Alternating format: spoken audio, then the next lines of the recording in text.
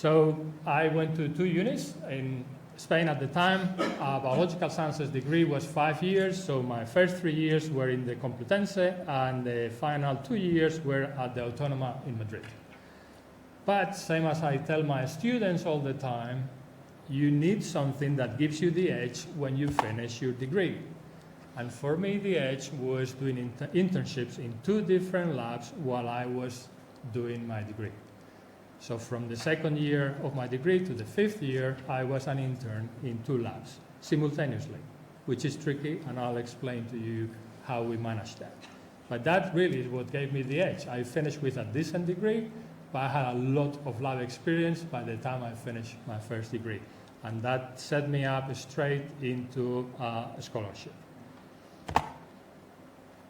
Because I wanted to do research. So I thought, let's define for you what science is, because we all know the word, right? What's science? But what's science for you? What's research for you? So for me, we are working at the edge, basically, at the limit of what we know and what we don't know.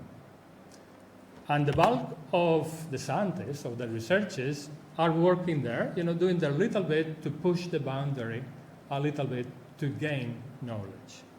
And truly only really exceptional individuals, not me, can push really hard and make a great difference to that boundary. The bulk of us are here. We are hardworking people, committed, interested, but pushing the boundary a little bit in a collective effort.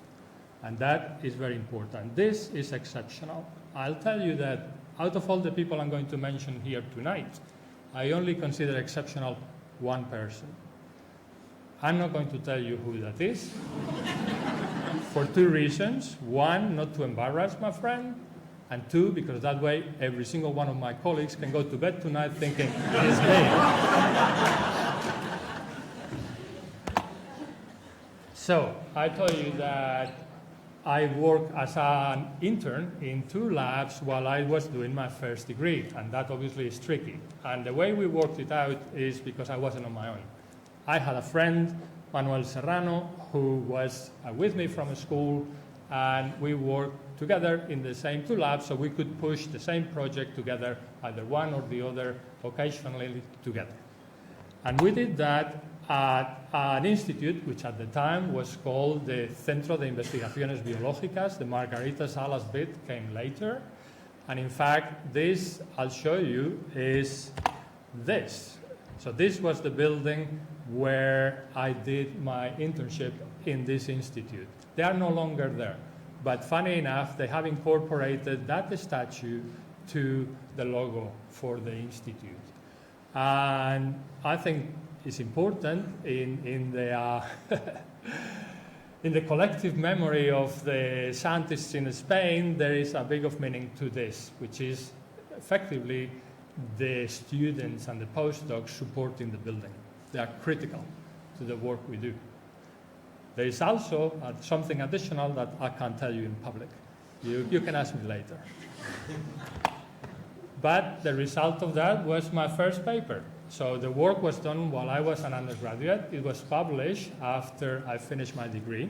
But hey, we got a paper out of that, which for me is not the paper in itself. It's because you learn the scientific method, you get the experience, and as I said, it really set me up very well for what was to come. So I said that there will be do's and don'ts in this lecture, particularly for people keen on a research career. Do get yourself an internship, get yourself a placement while you're an undergraduate, because it will make all the difference. Short training courses, both as an undergraduate and as a postgraduate, were also really important for me. Particularly important was an EMBO course that I did in Italy, where I learned to work with the engineered viruses that will become very important in my career. And that it's also enjoyable. But, I was a student at the time when I did one of these Fundación Juan Marc courses. This is Cesar Milstein, a Nobel Prize winner, who is a co-discoverer of monoclonal antibodies. And this guy ran one of those courses when I was an undergraduate in Madrid. Now, I haven't told you, but the school in Madrid taught French. So I had 0 English when I went to uni, 0, right? On my second year at uni, someone put in front of me a pile of papers, scientific papers in English. One of my sisters, Pilar, who is here tonight, very kindly translated the whole of the paper. She was an architecture student. She was translating a biology paper. It's quite an undertaking. But what I mean to say is I had 0 English. I had to learn from there. And at the course run by Cesar, I decided to be brave. I was going to ask a question, right? He is Spanish speaking. Every attendee was Spanish, but the course was run in English to introduce us to the language. So I decided to attempt to ask a question in English. And I did try, but my voice just would not come out. It never happened before. It never happened afterwards, but I tried to speak and nothing would come out. He made a laugh of it. He gave me a glass of water and we just moved on. The next day, I asked a question. When I was going to do it, he offered me some water. I said, I'm all right, and it did come out. Don't ask me what happened, but that obviously was quite embarrassing on the first day, but you just have to swallow it and move on. So do. Short courses introduce you to new technology, new people, networking can be a real eye-opener and very important for career development. Not an undergrad, a postgrad by this time, 2 years into my PhD. I was fortunate to have a scholarship that allowed me to travel to wherever for 3 months a year with a stipend to cover my expenses. And the first trip was to the UK.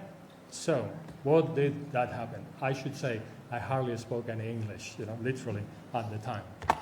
So I was ready to board my plane, got to the airport. The airline had folded. I had to sit tight and wait for another plane to be available. When a plane became available, I came over and hey, train strike. I couldn't make it to Mike's lab where I was heading for that night.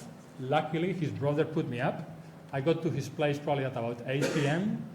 His brother Peter could not consider that I may not have had anything to eat for the day, so he just said, that's your bedroom.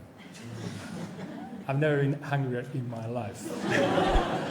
And when I went out the next morning thinking this is like Madrid, every street corner will have a bar and I can have breakfast. I can guarantee you that a residential area of Ealing is not like that. It really is not like that. And language skills, right? And the Spaniards are going to pick up this quicker than English people. So you all, or many of you, have learned languages. Vocabulary is easy. When you don't know a word, you take the word in your own language, change the ending, and give it the pronunciation that you think is the one in the other language. So that was my game. I finally made it to Mike's lab, and there we were. Me speaking away in, I don't know, pidgin English probably, and Mike listening patiently until I finished. And when I finished, he said, "What's that?" And I pointed. And he said, right? Because in Spanish, you don't say computador. You can say computador, but actually you say ordenador. So I translated that ordinator. And, we managed to work well for those months. And in fact, Mike, we published a few papers as a result of that short summer internship. And we had a lovely time. But the language skills were moderate, to be optimistic, right? So again, do. This is really important. If you have the opportunity, take it. Because it actually introduced me to technology that allowed us in the lab in Madrid to continue the project that I'm going to tell you about in a minute. So we did try. So after several years working with Andy, I did my best to become an independent investigator. So what you need to do for that is you need to write loads of grant proposals and scholarship applications to every single place to see whether someone will give you one, which includes your salary, and you become an independent investigator with your own line of research. That is actually very difficult. It's a tough time writing those proposals and grant applications. So there you are at the computer working all the time, and sometimes you really receive some unsavory replies. I'm actually highlighting, obviously many are going to say, no, that's not unsavory, that's an expectation. It's what they say when they give you their reply. And I'm actually using an example from a paper as opposed to a grant, because the grant would have taken longer to explain. So this is from a paper.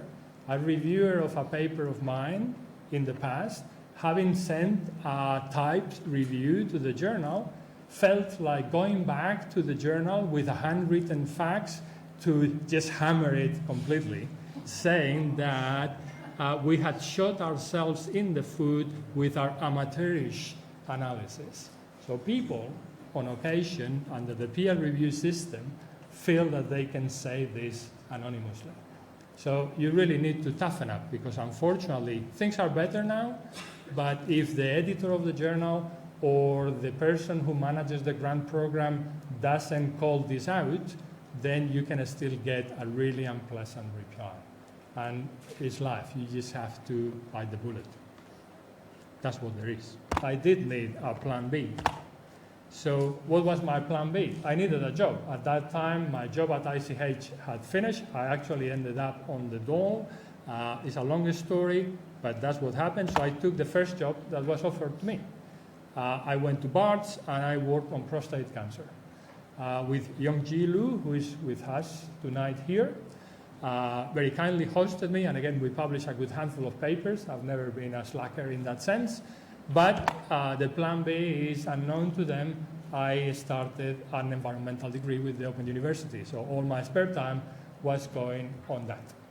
And it was a bit of a killer, so I really sympathize when we have students who are doing a degree and they are working at the same time, because it's a real killer to do both things simultaneously.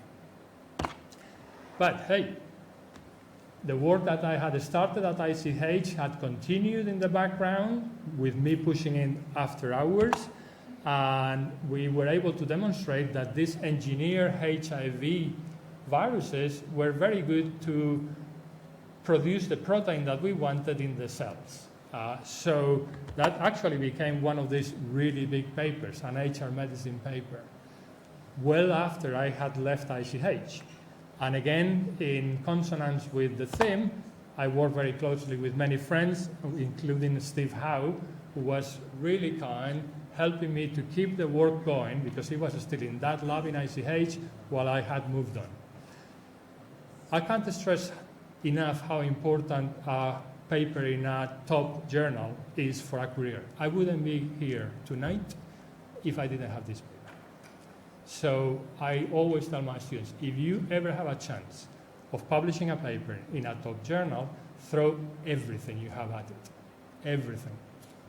This took me a year. Once we have the work done, it took me a year for the journal to accept it. 3 full submissions, every time turned down, and we kept coming back until we got it in. So it makes a massive difference. Because I had left that lab, it's well possible that my contribution to the paper may have diluted, and I had ended up somewhere in the middle of that paper, or maybe even the paper would have not been produced if no one was leading it. With the help of Steve, I was able to push that, even though I was by then in a second lab after ICH, and we published this. So one of those do's, make sure that if you have the chance, take it. Throw everything you have at it, because it will make all the difference to your career. The second do is stand up and don't let people take what you have worked for, because if you don't stand up, they'll push you over and they'll take the credit, and I wouldn't be here standing today. So another one for students and perhaps more junior people. You really need to stand up and defend what is yours, because otherwise someone is going to take the credit and you're going to miss out. And people will respect you if you stand up and defend what is yours. They won't push you anymore. If they can push you once, they'll push you all your life. If they can't push you, then they won't. So, In addition, that work was it was an HR medicine paper because it was very much against what was believed in the field, that those engineered viruses were not good at gene expression. And we were able to look at similar data, and actually they were. And we did the right experiments to demonstrate that they were.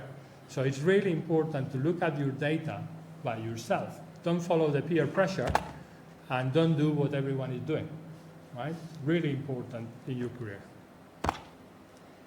So, my perception, we're picking up, there is a chance there.